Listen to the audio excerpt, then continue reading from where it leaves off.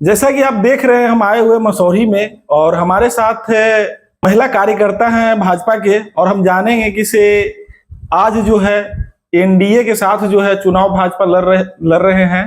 तो सबसे बड़का चीज है विकास। यहाँ जो विधानसभा में जो है करीब आरजेडी के यहाँ से विधायिका हैं, और इस बार जो है लोग आरजेडी दावा कर रहे हैं कि अगर हमारी सरकार बनता है तो हम माई बहन योजना लाएंगे, और एनडीए का सरकार बनता है ये लोग कहते हैं कि हम विकास करेंगे, बिहार को बिहार राज्य का दर्जा देंगे।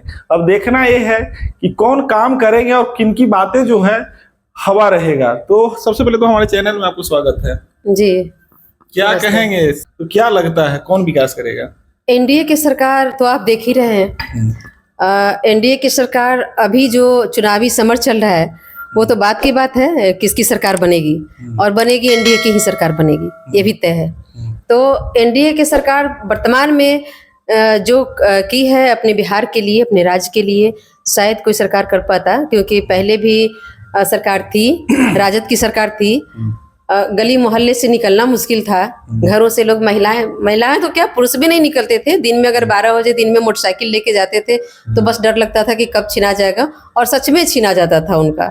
यहाँ आप बगल में मसौरी के शर्मा गुमटी है, और शर्मा गुमटी से पार होते ही उनका मोटरसाइकिल छीना जाता था। बहुत सारी चीज़ें थी, दुकान पे पर्चा साट दिए जाते थे। गरीब लोगों की दुकान पे जिनकी औकात 5,000 की नहीं देने की होती थी, उनसे 20,000 मांगा जाता था, और 20,000 रुपये वो नहीं दे पाते थे तो उनको तय समय पे तय दिन में उनको गोली मार दी जाती थी, उस समय जब आरजेडी की सरकार थी। और रह गई माई बहन योजना की बात, आप अभी कर रहे थे, तो आप राजद की सरकार में आप देखे होंगे। तो अब आप बताइए, माई बहन योजना लाने वाले लोग कभी महिलाओं का इज्जत नहीं किए। खुद उनके घर में तेज प्रताप जी के वाइफ को घसीट कर मारा जाता है, उनकी गहने छीन ली जाती है, उनके फोन छीन लिए जाते हैं, और वो माई बहन सम्मान योजना की बात करते हैं। तो जब अपने घर में आपके सम्मान नहीं दे रहे हैं, अपनी माई बहन का, अपने घर में भाभी का, तो वो क्या आप दूसरे के महिलाओं को सम्मान दीजिएगा? आपने कभी ऐसा, अभी जो सरकार है प्रेजेंट में, अभी कभी आपने जाकर के देखा है कि क्राइम रेट क्या है, भ्रष्टाचार कहाँ सीमा पर पहुंचे हुए? कहीं ब्लॉक में अगर जाते हैं तो बिना पैसे के कोई काम हो पाता है? सरकार तो एनडीए का है। अब मैं बताती हूँ, सरकार देखिए, सरकार अगर सरकार में कोई किसी पार्टी का हो, वो जब सरकार की कुर्सी पर बैठते हैं ना, तो पूरी जनता उनकी होती है। चाहे वो राजद की हो, भाजपा की हो, कांग्रेस की हो, जिनकी भी हो, चाहे मालेश हो, जहाँ की हो, पूरी जनता उनकी होती है। और एक प्रावधान है आपको 1947 से पहले से आरक्षण की, जो कि सब लोग जानते हैं। अंग्रेजों के शासनकाल में कुछ आरक्षण दिए जाते थे, पहले के लोग आरक्षण दिया करते थे, दलितों के कुछ समुदायों को आरक्षण मिलता था, उसके बाद भी आरक्षण का व्यवस्था रही, और उस आरक्षण के बल पे बहुत सारे लोग पढ़ाई नहीं करते हैं, कम नंबर में भी उन्हें नौकरियां मिल जाती है, और मिल जाती है वो जा करके भ्रष्टाचार ही करते हैं। मैं ये नहीं कह रही कि जो सामान्य वर्ग के लोग होते वो नहीं करते हैं, 1% वो भी करते हैं। तो आरक्षण और भ्रष्टाचार में क्या मतलब? बता रही हूँ इसलिए ना, क्योंकि उन्होंने पढ़ाई नहीं किया। आपने सुना होगा, पढ़ करके नौकरी लिया है पैसा कमाने के लिए। हाँ बिल्कुल, आप आरक्षण से गए हो, तो आरक्षण से जाने के बाद उनको मालूम ही नहीं चलता है कि किताबी ज्ञान क्या होता है। जब आप सुने कि पेड़ में अगर फल लगता है तो पेड़ झुक जाते हैं, तो उनमें तो वो ज्ञान है ही नहीं। ज्ञान से उसका अर्थ ये होता है, ज्ञान से अगर आप भर जाएंगे तभी आप किसी का भला कर पाएंगे, लेकिन यहाँ ज्ञान तो उसके पास है नहीं, वो तो भ्रष्टाचार ही जानता है। लेकिन सरकार तो वहाँ पे वो जनता की है, उसके लिए कोई पार्टी नहीं है। और जो भ्रष्टाचार कर रहे हैं, ये नहीं कि वो एनडीए का आदमी है, वो राजद के भी लोग हैं जो भ्रष्टाचार कर रहे हैं बैठ करके ब्लॉक में। और उसमें बताती हूँ मैं, उसमें कमी हमारी भी है, हम जनता के भी है। ये कमी है हम लोगों की कि अगर ब्लॉक में किसी काम से हम जाते हैं और मेरी काम नहीं हो रही है, अगला व्यक्ति अगर लाइन में खड़ा है तो तुरंत पैसा निकाल के अगले को देगा। तो भ्रष्टाचार का बढ़ावा हम आप भी दे रहे हैं, क्योंकि उसका विरोध नहीं कर पा रहे हैं। तो हम भी जानबूझ के भ्रष्टाचार बढ़ावा दे रहे हैं। नहीं कर पा रहा है कि भाई हम अगर विरोध करते हैं तो हमारी काम नहीं हो पाएगी। क्यों नहीं होगी? अगर 10 व्यक्ति अगर हम विरोध करेंगे तो क्या, जिस एग्जांपल में मान लीजिए कि आप ही अगर कोई कर्मचारी हैं और आपसे हमें काम रहेगा, आपका हम विरोध करेंगे तो आप मेरे काम कर पाइएगा? मैं बताती हूँ, मेरी एक बड़ी मम्मी मर गई थी, मैं किसी का नाम नहीं लेना चाहती हूँ। मेरी माँ गई मृत्यु प्रमाण पत्र बनाने, मैं अपने उदाहरण दे रही हूँ। मैंने बोला था कि फोन से मुझसे बात करना, वहां कहा गया कि 500 रुपया दीजिए। मेरी माँ बोली कि वो तो नहीं बोलिए देने के लिए पैसा, मुझे फोन लगाई। मैं बोली कि पैसा तो नहीं भाई, क्या बताओ? तो मैं नहीं अस्वीकृत कर दूंगा। मैं ठीक है कर दो, आप लिख दो कि नहीं मरी है। अब उसको डर हो गया, वो लिख कैसे सकता है, लिख ही नहीं सकता है कि नहीं मरी है तो लोग ये नहीं कर पाते हैं।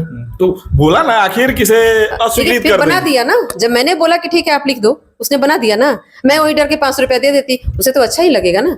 तो भ्रष्टाचार का बढ़ावा कहीं ना कहीं हम लोग भी देते हैं। हाँ, वो तो ठीक है, तो मैंने आखिर तो भ्रष्टाचार है ना, तो बिल्कुल, अंतिम भ्रष्टाचार समय पर- इससे कोई भी मुंह नहीं मोड़ सकता है। भ्रष्टाचार तो चरम पे है, ये बात सही है। अब एक और इसी, लेकिन हाँ, क्राइम रेट की बात जहां तक आती है बहुत कम है, और सुविधाओं की जहां तक बात है उस समय की अपेक्षा आप देख लीजिए, सुविधाओं की बात जहां तक आती है तो बहुत चीजों की सुविधा दी गई है। आप सुविधाओं में देखिए, उस समय की सड़कें, उस समय बिजली, पानी और भी बहुत कुछ, स्कूल कॉलेज, जितनी पॉलिटेक्निक कॉलेजें खुली है, इंजीनियरिंग कॉलेजें खुली है, जितनी नौकरियां दी गई है। आप देखिए बिहार में, देखिए आप दुनिया को छोड़ दीजिए क्या हो रहा है नहीं हो रहा, बिहार में, क्योंकि हम बिहार में रहते, बिहार की बातें करें तो ज्यादा अच्छा है। आप बिहार में देखिए कितने, मतलब कितनी महिलाएं टीचर बनी है, कितनी महिलाएं पुलिस में गई हैं, कितनी महिलाएं नर्स बनी हैं, और बहुत सारे स्टार्टअप इंडिया से भी लोगों को लाभ मिल रहा है। बहुत सारे जगहों पे सरकार ने आपको जो जीविका का चलाया है, जीविका और आजीविका शहरों में, इससे भी बहुत लोगों को लाभ मिल रहा है। इतना ही नहीं, जीविका आजीविका सतत जीविकोपार्जन योजना जो बिहार सरकार का चीज है, सतत जीविकोपार्जन लोग योजना। पढ़ करके जो है पकौड़ा बेचे। अच्छा, कितने परसेंट पढ़ के पकौड़ा बेच रहे हैं भाई, कितने परसेंट बेच रहे हैं। और ये ऐसा नहीं था कि जब ये सरकार नहीं थी, जब राजद की सरकार थी तो सारे के सारे लोग कलेक्टर थे, ऐसा भी नहीं था। आपका बच्चा अगर पढ़ करके और जा करके पकौड़ा तले तो आपको बढ़िया लगेगा। क्यों मेरे बच्चा पढ़ के पकौड़ा तलेगा? मेरे बच्चा के पास टैलेंट होगा तो नौकरी करेगा। बहुत सारे मल्टीनेशनल कंपनियां हैं, बहुत सारे स्किल है, जैसे बहुत सारी चीजें जो सरकार दे रही है, बहुत सारे स्किल्स दे रही है, आप उसमें नौकरी कीजिए ना। आप पढ़ने से, डिग्री लेने से नहीं ना होगा कि आपके पास डिग्री है और ज्ञान है ही नहीं, कैसे मल्टीनेशनल कंपनी में जाइएगा? सीखने का बहुत सारी चीजें, आप जावा सीखिए, कोडिंग सीखिए, पाइथन सीखिए, आप एक से एक मल्टीनेशनल कंपनी आपको लेने के लिए तैयार है। तो आप वो सब नहीं कीजिएगा, झूठ मूठ के कहिएगा कि पकौड़ा तलने के लिए। भाई आरक्षण से सब कुछ आप लेना चाहते हैं, उसके बाद कहते हैं कि वो पकौड़ा तलने के लिए कर रही है सरकार। तो हर चीज में पढ़ना एकदम नहीं चाहिएगा। आज आरक्षण से डॉक्टर बन जाते हैं, इंजीनियर बन जाते हैं, ऑपरेशन करना कहीं रहता है कर देते हैं, कहीं उनको खुद पता नहीं चलता है, तो कहते हैं सरकार पकौड़ा बेचने के लिए कर रही है। क्यों सरकार कहेगी पकौड़ा बेच रहे हैं? पकौड़ा बेचना कोई गलत काम थोड़े है, ये तो आत्मनिर्भर है भाई। आप पकौड़ा अगर बेच रहे हैं, हम दुकान किराने खोल रहे हैं, तो ये आत्मनिर्भर है, आत्मनिर्भर हो रहे हैं लोग। बीए कर, जीएनएम कर करके जा करके पकौड़ा बेचे। कहाँ जीएनएम करके पकौड़ा बेच रहे हैं लोग? संविदा पे इतनी बहालियां निकलती है। एमबीए जो सच में कर रहा है वो भी नहीं पकौड़ा बेच रहा है। एमबीए करने वाले के बहुत सारे स्किल्स हैं, बहुत सारी कंपनियों में नौकरी कर रहे हैं। मेरी बेटी भी इंजीनियर है, तो बीटेक करके, कहाँ मेरे घर में कोई पकौड़ा नहीं तल रहा है। जो भी पढ़ा है सब नौकरी में कर रहा है, पढ़ने वाला कोई पकौड़ा नहीं तलता है। अच्छा, हाँ, अब उनकी बात है। मान लिया मैं पढ़ ली, मुझे नौकरी करने की इच्छा नहीं है, मुझे बिजनेस करना है, तो मैं बिजनेस कर सकती हूँ। ये तो मेरी इच्छा के ऊपर है कि मैं क्या करना चाहती हूँ। बहुत सारे लोग नौकरी नहीं करना चाहते, लेकिन जो करना चाहते हैं वो नौकरी आज भी कर रहे हैं। अभी देखिए, अभी कुछ दिन पहले आपको रेलवे जेई का बहाली निकला था, सेंट्रल गवर्नमेंट का, बिहार को तो था भी नहीं। और अति लोको पायलट का निकला है, कोर्ट क्लर्क के एग्जाम्स हुए हैं। बहुत नौकरी कैसे, पहले भी नौकरी थी। अभी पहले की जनसंख्या और अभी की जनसंख्या का अनुपात लगाइए, उस हिसाब से देखिए नौकरी पहले से कम नहीं है, आज भी ज्यादा है। चलिए, बहुत बहुत धन्यवाद। जैसा कि आप देख रहे थे, हमारे साथ आशा किरण जी थे और तमाम मुद्दे पर बातें हुई, विकास पर बात हुई, सरकार पर बातें हुई, और ये भी बात हुई। अब देखना यह है कि किनकी बातें जो है सत्य होती है और किनकी बातें जो है, दावे जो है खोखले होते हैं। तो आप हमारे साथ जुड़े रहिए, तब तक के लिए धन्यवाद। जय हिंद, जय भारत, जय बिहार।